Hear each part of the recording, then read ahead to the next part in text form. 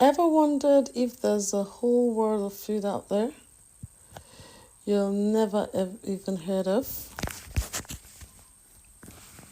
The kind you can't just find at your local international market?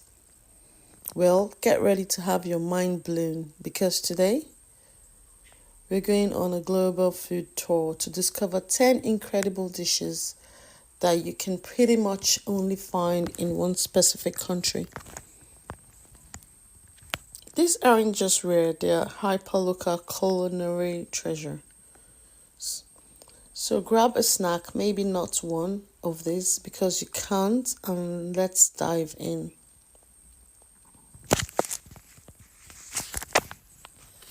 First, first up,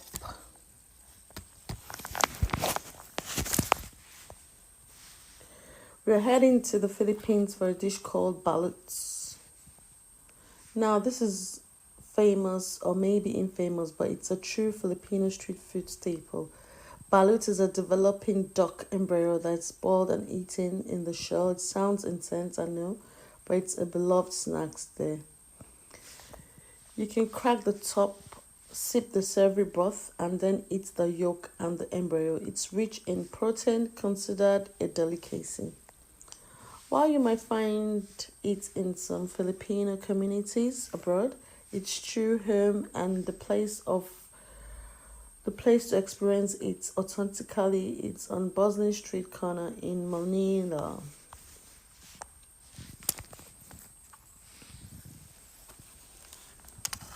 Next, let's travel to the heart of Scotland for haggis. This is Scotland's national dish, but they are incredibly proud of it. So, what is it? Traditionally, it's a savory pudding containing sheeplock, that's the heart's liver, and lungs mixed with onion, oatmeal, sweet spices, and stock. This mixture is the encased in the animal's stomach and simmered for a few hours.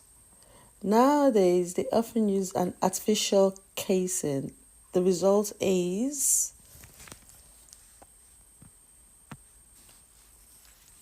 a crumbly, peppery, and surprisingly delicious dish,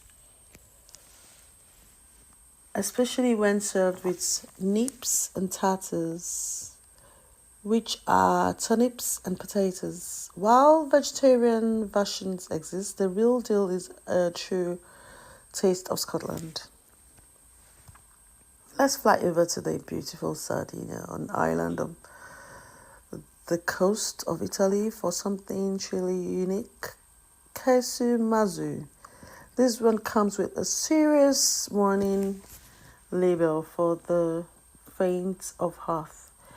It translates to rotten cheese, and it's a traditional Sardinian sheep milk cheese that contains live insects.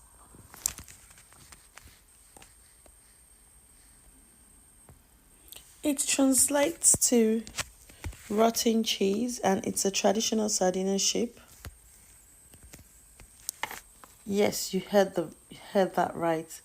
The larvae are internationally introduced to the cheese, promotes a special kind of fermentation. They break down the fats, making the cheese incredibly soft and creamy. It has a very strong, pungent flavor that's prized by locals but banned for commercial sale in many places. You'll only find this one true local connections in the Sardinian countryside. From cheesy adventures, we journey to Japan for fogu, the pufferfish.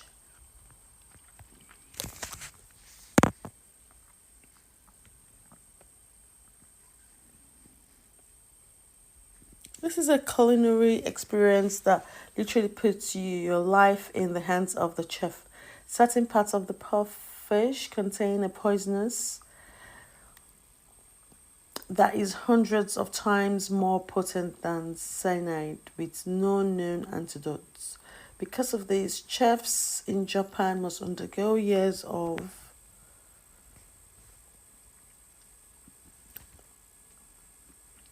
rigorous training and be licensed by the government to prepare it. It's often served as paper thin sashimi, and when prepared correctly, it's said to have a delicate, clean flavor and a unique texture.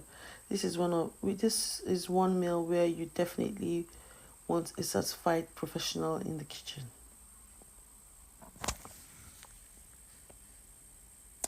Now let's head down under the Australian for witchetty crops. A staple in the diet of indigenous Australian for centuries, these crops are the larvae of a ghost moth. They are a fantastic source of protein and have been a vital part of bush tucker.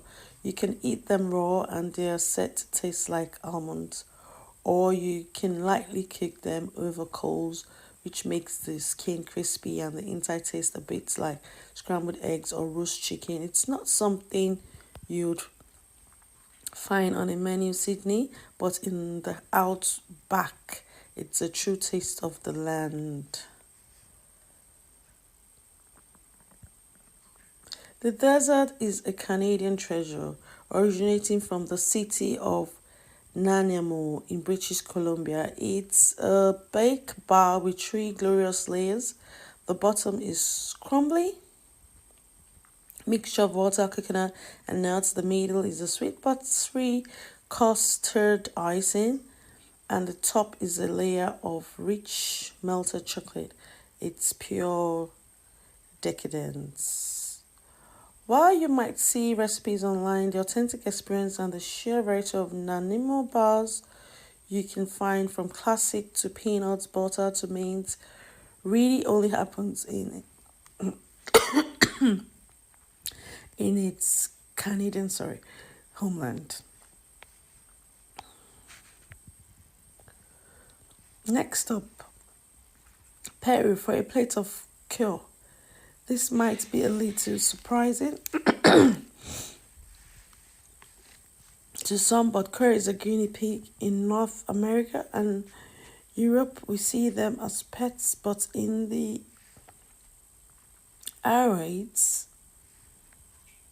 in the Andes Mountains of Peru, Ecuador, and Bolivia, guinea pigs have been a traditional food source for thousands of years. They are often roasted whole and served with potatoes and salsa.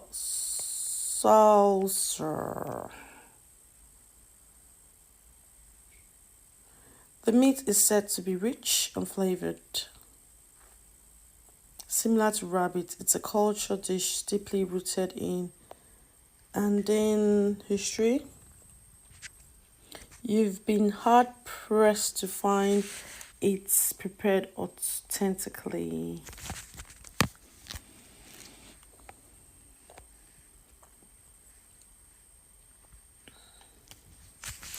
Thank you for listening and watching. See you all next time. Bye.